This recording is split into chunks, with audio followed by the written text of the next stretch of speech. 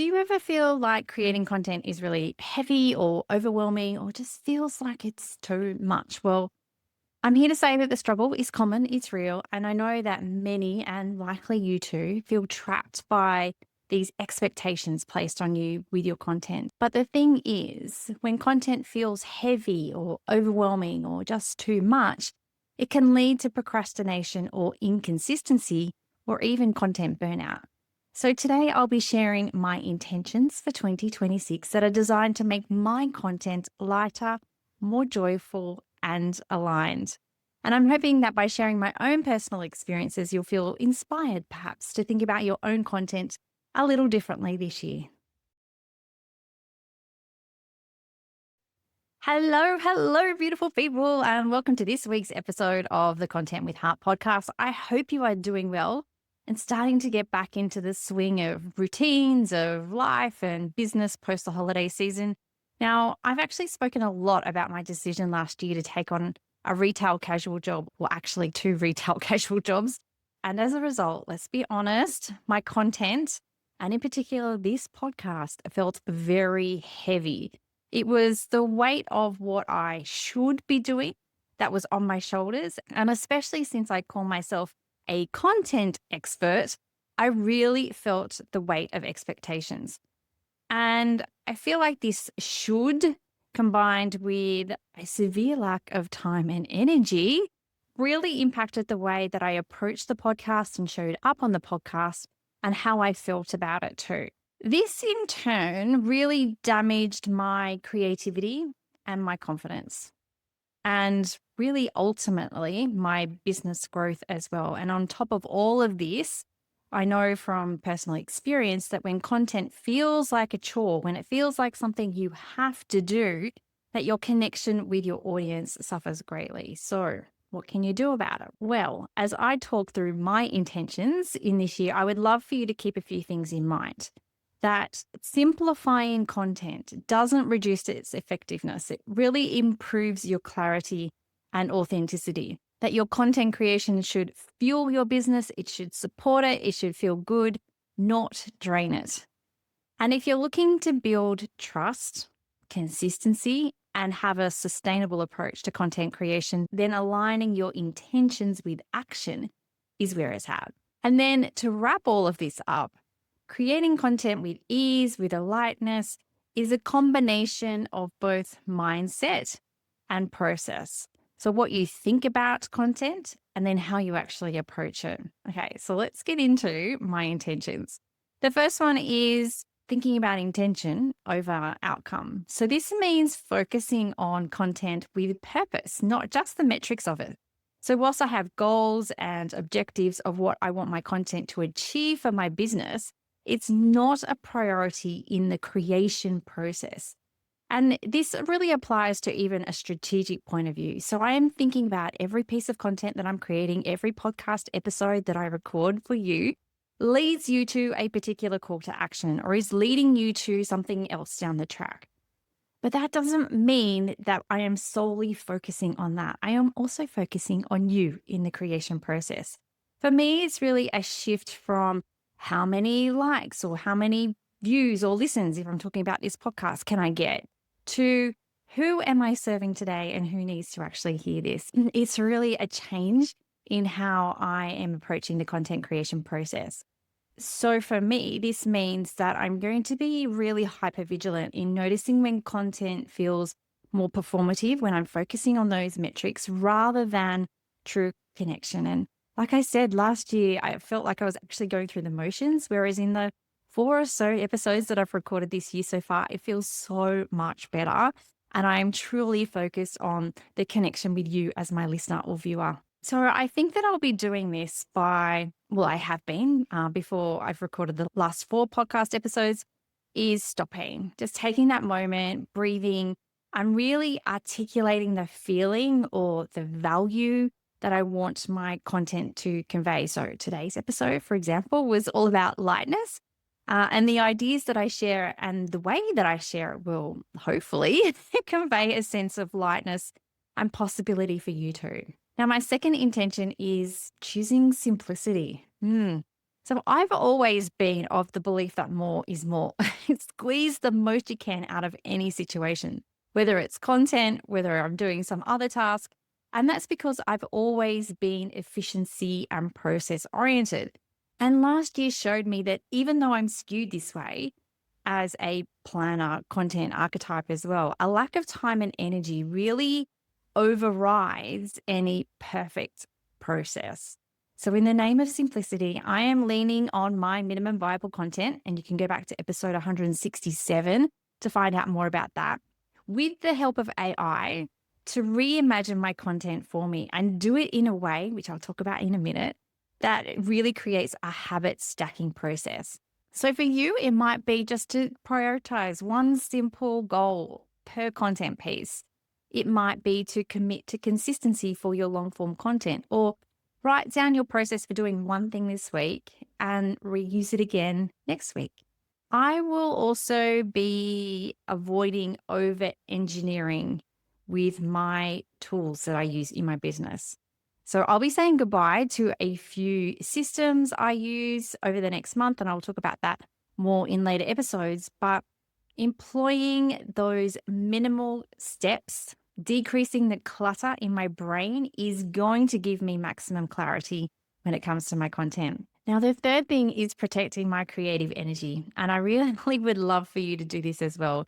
Energy is your most valuable resource, so please honor it. I have a beautiful woman that I work with in one of my casual jobs, and she is constantly complaining about the amount of shifts that she gets. I know that sounds a bit weird, doesn't it? But she always says yes when they need someone to fill in, when they need extra people. And what she really wants to say is no, but she doesn't. She says yes.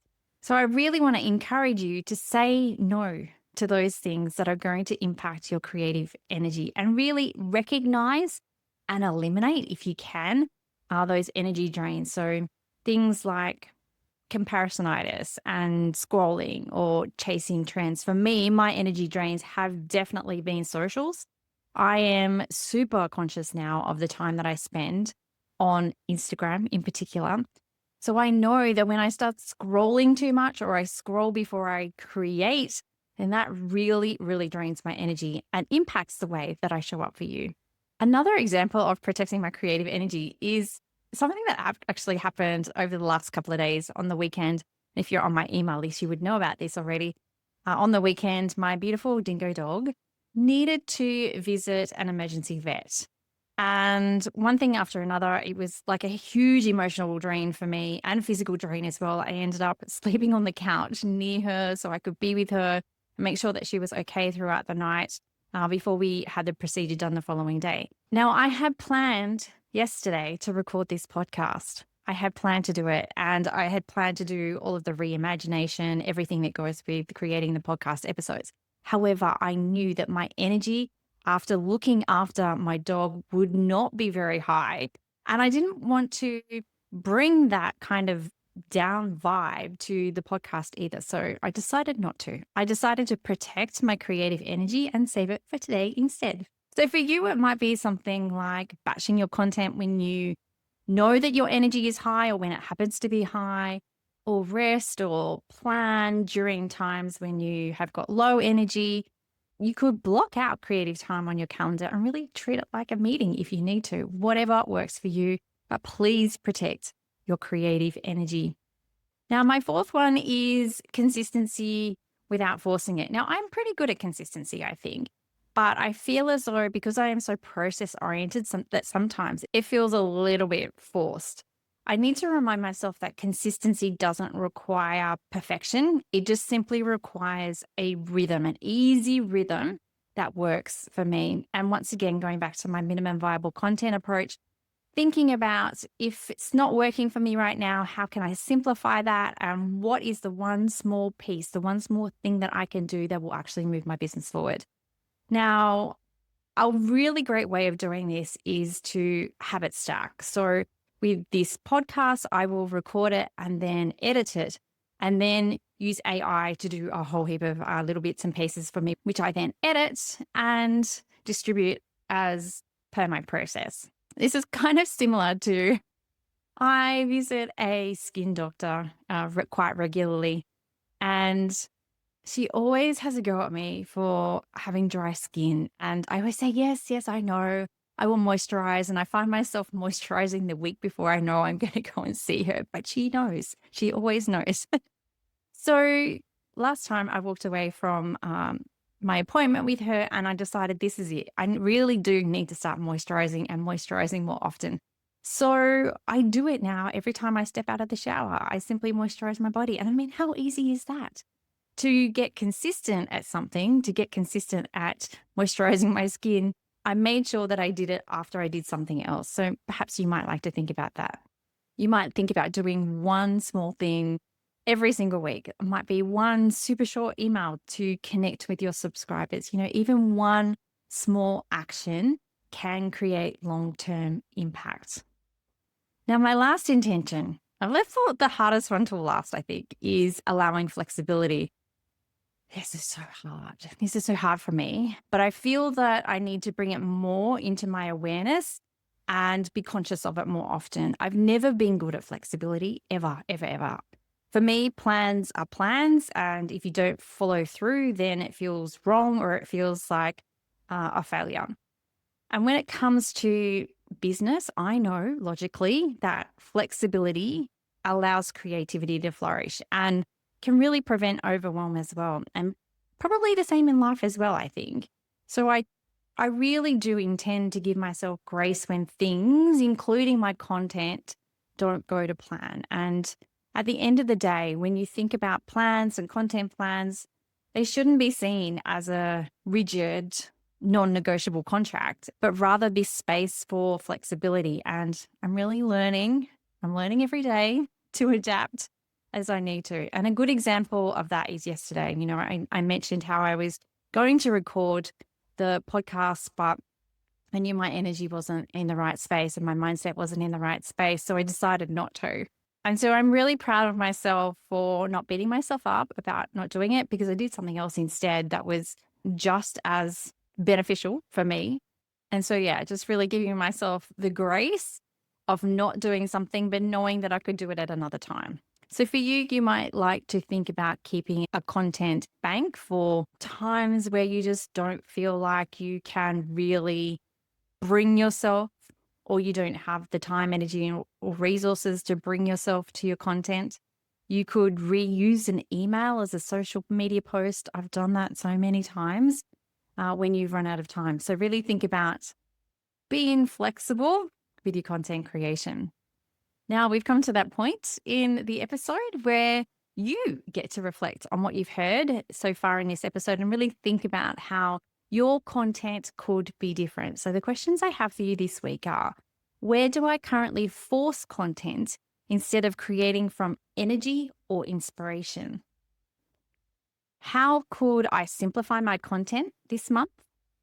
And what boundaries could I set to protect my creative energy?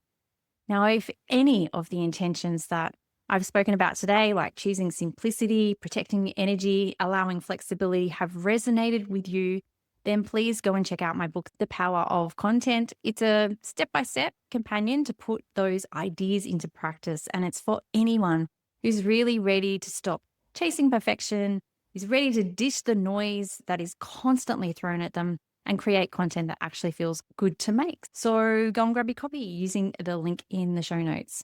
Now, the last thought that I want to leave you with today is that creating content doesn't have to feel heavy or stressful. You, my beautiful listener and viewer, are built for connection with real humans. So really use that to your advantage. Honor your energy and trust the process. And you might be surprised at how much freedom and flow and lightness this brings to your content.